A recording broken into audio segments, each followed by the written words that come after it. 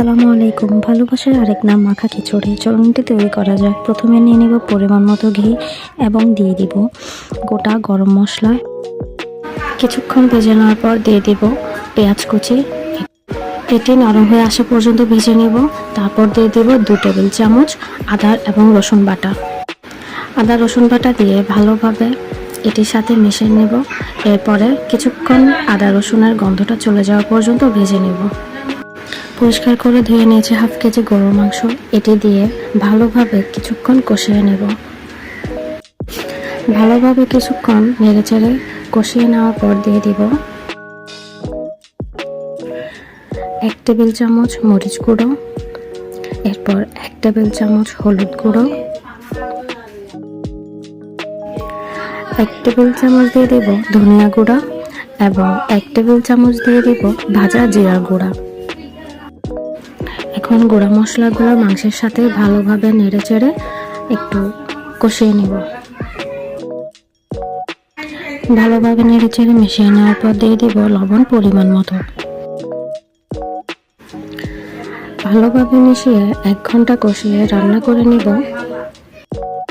1 ঘন্টা পর এসে দেখলাম মাংসের পানিটি শুকিয়ে এসেছে, তাই এখানে 3 কাপ গরম পানি দিয়ে দেব। পানি দিয়ে এখন একটি ঢাকনার সাহায্যে এটি ঢেকে দেব।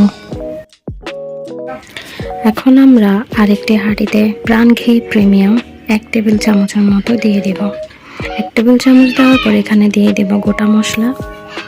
তারপর দিয়ে দেব কিছুটা পেঁয়াজ কুচি। পেঁয়াজটি নরম হয়ে আসার পর দিয়ে দেব এখন দিয়ে দেব 1 টেবিল চামচের মতো আদা রসুন বাটা।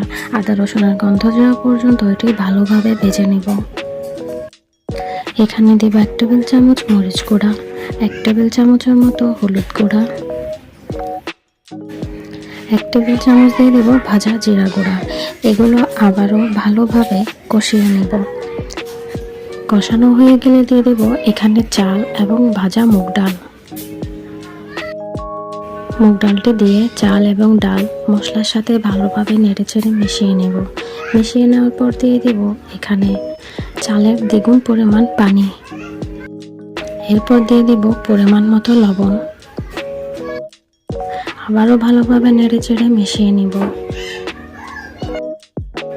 দেখুন দেখতে কত সুন্দর লাগছে। এখন আমরা একটি ঢাকনির সাহায্যে এটা ঢেকে দেব। কিছুক্ষণ রান্না করে নেব। এদিকে চলে আসলাম সেই গরুর মাংসটি কুক হয়েছে কিনা দেখতে। হ্যাঁ, গরুর মাংসটি রান্না হয়ে গিয়েছে।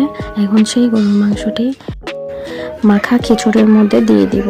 দিয়ে দেওয়ার পর সবগুলো ভালোভাবে মিশিয়ে নিয়ে দিয়ে দেব শাহি গরম মশলা গুঁড়া 1 টেবিল চামচ। এখন এগুলো আবার ভালোভাবে মিশিয়ে নেব। মিশিয়ে নেওয়ার পর এখানে দিয়ে দিব আস্ত 7-8টির মতো কাঁচামরিচ। কাঁচামরিচটি দিয়ে আরেকটু নেড়েচেড়ে দিয়ে দিব আমরা ধনেপাতা কুচি। তারপর দেব 1 টেবিল চামচ ঘি। ঘিটি দেওয়ার পর আবারও নেড়েচেড়ে কিছুক্ষণ রান্না করার পর দেখবেন আমাদের ভালোবাসার আরেক নাম মাখা খিচুড়িটি তৈরি হয়ে গিয়েছে। দেখুন কি সুন্দর লাগছে সেই খিচুড়িটি।